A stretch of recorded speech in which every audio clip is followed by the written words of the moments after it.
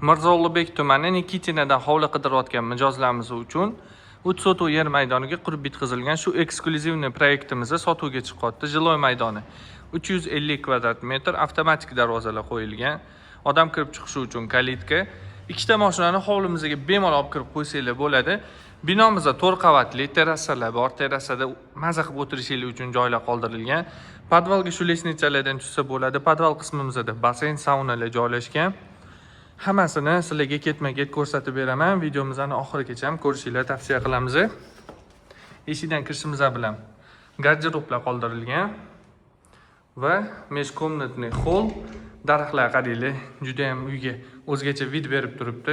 To'ridagi xonamiz, katta zal, mehmoniylar bemalol shu yerda kutsanglar bo'ladi. Lyustralar qaranglar.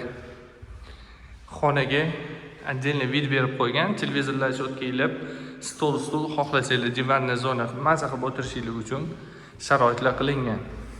Birinchi etajimizda bitta katta zal, umumiy sanuzel, oshxona va yosh kattalar uchun mo'ljallangan bitta spalnimiz joylashgan. Oshxonamizning ichida mebel texnikalari qo'yilgan. O'rtada umumiy sanuzel dushovoylari bilan va yosh kattalar bo'ladigan bo'lsa yoki gostivoy spalni ichida o'zini sanuzellari bilan. Sizlarga uyimizni ikkinchi qavatini ko'rsatib o'taman. Ikkinchi qavatga ko'tarilishimiz bilan bizani shunaqa visyachi lyustralar kutib oladi. Birinchi xonamiz ota-onalar uchun mo'ljallangan spalni ichida o'zini sanuzeli bilan to'riga kravatlari qo'yib, bu yerda sanuzellardan foydalansanglar bo'ladi. Sanuzellar lekin juda ham dit bilan remont qilib bitkazilgan. Qo'shimchasiga ikkita spalnimiz bor. Bu yerdan balkonga chiqiladi. Bittasi kichkina bolalar yotoqxonasi ichida o'zini sanuzeli bilan, ikkinchisi master spalni, sanuzel garderoblari bilan. Har birini kirib ko'rsatib o'tirmayman. Qiziqqanlar kelib ustida ko'rsanglar bo'ladi. Sizlarga hozir uyimizni terrasa qismini ko'rsatib o'taman. Terrasaga shunaqa remont qilib qo'yilgan, holdan chiqiladi, eshiklar qoldirilgan.